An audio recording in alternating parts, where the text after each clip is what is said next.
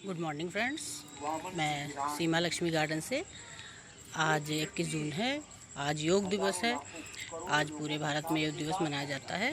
तो योग क्या है और योग क्यों मनाया जाता है, योग के बारे में आज मैं बताऊंगी कि योग क्यों मनाया जाता है और योग का अर्थ क्या है। तो योग भारतीय प्राचीन संस्कृत का एक हिस्सा है। योग शब्द का अर्थ होता है जोड़ना। मतलब किसी चीज़ से जुड़ना या जोड़ना, उसको योग कहते हैं। चाहे शरीर आत्मा को परमात्मा से जोड़ना, या शरीर और आत्मा का एक सूत्र में जोड़ना, या मन की वृत्तियों पर नियंत्रण करना, इसको योग कहते हैं। योग प्राचीन समय में योगियों द्वारा उत्पन्न किया गया था। और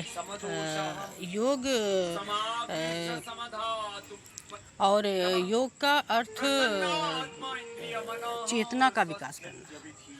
इसकी कोई परिभाषा नहीं है। पहले हमारे ऋषि मुनि लोग जो योग करते थे वो कंदराओं में करते थे और गुफाओं में करते थे। लेकिन आज की जनरेशन हमारी योग खुले वातावरण में करती है, सामूहिक योग करती है और सबके साथ में बैठ के योग करती है। योग का मतलब होता है आत्मा से परमात्मा का मिलना। मेरा मानना तो यही है। और भगवान महावीर, भगवान बुद्ध और भगवान पतंजलि का बहुत बड़ा योगदान है योग में। आज योग सबके लिए आसान है, बस इच्छा शक्ति होनी चाहिए। और इच्छा शक्ति, विश्वास की ज़रूरत है। और हमको संकल्प लेना चाहिए कि संकल्प लेने की ज़रूरत है कि योग जीवन, शरीर और मन को केंद्रित करने का एक विज्ञान है। मतलब मन को हम जब केंद्रित करेंगे, किसी चीज़ में मन लगाएंगे और संकल्प लेंगे कि हमको ये काम करना है, तो उसी को योग कहते हैं। योग जैसे हमको किस चीज़ में खुशी मिलती है, जिस चीज़ में हमको खुशी मिलती है वो योग कहलाता है। हमको जिस चीज़ में खुशी मिलती है उसी को हम लोग योग कहते हैं।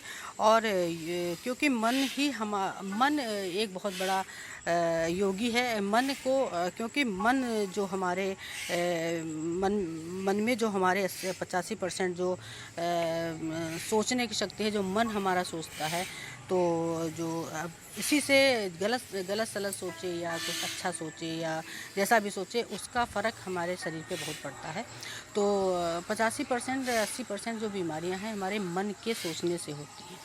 इसीलिए हम लोग आजकल योग से मन को केंद्रित कर लेते हैं, अपनी इंद्रियों को केंद्रित करते हैं कि योग विद्या जिसने सीख ली है तो वो उसको बीमारी नहीं हो सकती है। और वो शरीर में बिल्कुल भी उसका शरीर निरोगी रहेगा। और योग बहुत प्रकार के होते हैं।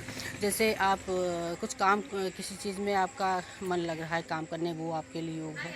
आप कोई काम ऐसा ढूंढते हैं जिसमें मन लगे। किसी को खाना बनाना अच्छा लगता है तो उसके लिए वो योग है। किसी को दूसरे को खुश करने में मन लगता है तो वो उसके लिए योग है। कोई पूजा करना चाहता है, उसका पूजा में मन लगता है तो वो योग है। और किसी के लिए जैसे किसी को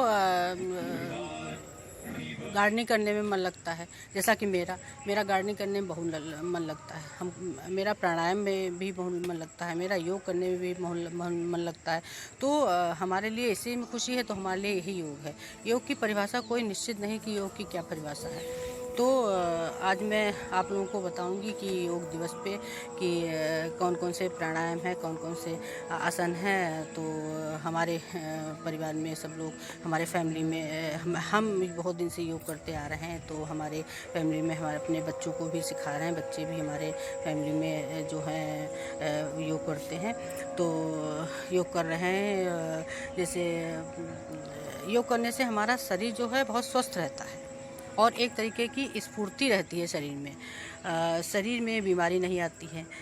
जिन लोगों को के शरीर में थकान महसूस होती है या जल्द ही जो लोग थक जाते हैं, उन्हें व्यायाम करने की ज़रूरत होती है। और अगर ज़रा सा भी स्ट्रेस हो जाए, ज़रा सा भी टेंशन हो जाए, तो योग से वो दूर हो जाता है। वज़न अधिक होने पर योग बहुत योग फ़ायदेमंद रहता है। योग करने से पाचन तंत्र हमारा मजबूत होता है और दिल, दिमाग, मन सब कुछ खुश रहता है और अनेकों बीमारियों से मुक्त रहते हैं। तो आप सुखासन पे बैठ जाएं और सुखासन पे बैठने के बाद प्राणायाम करें। प्राणायाम सबसे पहले तो प्राणायाम योग में सबसे पहले प्राणायाम होता है भस्त्रिका, कपालभाति, वायु प्राणायाम, उद्गीत प्राणायाम और अनुलोम विलोम, भ्रामरी और फिर सांसों पर ध्यान का अभ्यास। ये हमारे 8 प्राणायाम हैं। जो 8 प्राणायाम हम कर लेते हैं तो हम अपने दिमाग से से बहुत स्वस्थ रहते हैं और हमारा मन केंद्रित रहता है, हमारी इंद्रियाँ केंद्रित रहती हैं और हमको ज्ञान का विकास होता है, हमारा ज्ञान बढ़ता है, हमारी बुद्धि बढ़ती है। एक तो योग होता है भगवान से मिलना, भगवान की आस्था करना और भगवान को प्राप्त करना। योग ये ऋषि मुनि लोग हमारे गुफाओं में बैठ के एकांत में योग करते थे, तो वो इतनी शक्तियाँ पा लेते थे कि भगवान बुद्ध ने भगवान को पा लिया था। जो लोग प्राणायाम करते हैं और भगवान को पाना चाहते हैं तो वो अपने योग द्वारा भगवान को पा सकते हैं। और आसन योगासन भी होते हैं। योगासन में सबसे पहला मंडूकासन, वक्रासन, गोमुखासन, भुजंगासन, मरकट आसन, पवन मुक्त आसन, अर्धासन, पद्मावृत आसन, ये सब जो आसन हैं। और सूक्ष्म आसनों में बहुत सारे आसन होते हैं। तो ये सब योग के ही अंदर आते हैं कि किस तरह का आप योग करें, चाहे प्राणायाम करें, चाहे आसन करें, चाहे व्यायाम करें, चाहे योग करें, ये सब चीज़ें हमारे योग में ही आती हैं। तो हर तरीके का योग होता है। और प्राणायाम क्या है, प्राणायाम का अर्थ क्या है? तो प्राण एक जीवन ऊर्जा है। प्राण जो हमारे अंदर जो है वो एक ऊर्जा है, एक शक्ति है जिससे पूरी सृष्टि का क्रम चल रहा है। जिस प्रकार से अग्नि को तापने या उसके संपर्क में आने से सोना चांदी जैसे धातुओं के मल शुद्ध हो जाते हैं। जो सोना जो तपा दो उसको फिर उसी जिस आकार में लाना चाहो वो आकार में आ जाता है। उसी प्रकार से मनुष्य जब प्राणायाम करता है तो उसकी इंद्रियां शुद्ध हो जाती हैं। सामान्य रूप से जो प्राण का सांस और प्राणायाम को शरीर में ऑक्सीजन की मात्रा बढ़ाने और फेफड़ों को बल प्रदान करने का अभ्यास समझा जाता है। वास्तविक में ये प्राणायाम जो है वास्तविक रूप नहीं है। प्राणायाम को जानने के लिए तो हम लोगों को इसका अर्थ जानना बहुत ज़रूरी होता है। तो प्राणायाम को 2 शब्द से मिलकर बना है, प्राण और आयाम। प्राणायाम को जानने के लिए पहले प्राणों को जानना बहुत ही ज़रूरी है। और ये सब हम प्राणायाम करके, योग करके ही ये सिद्धि प्राप्त कर सकते हैं।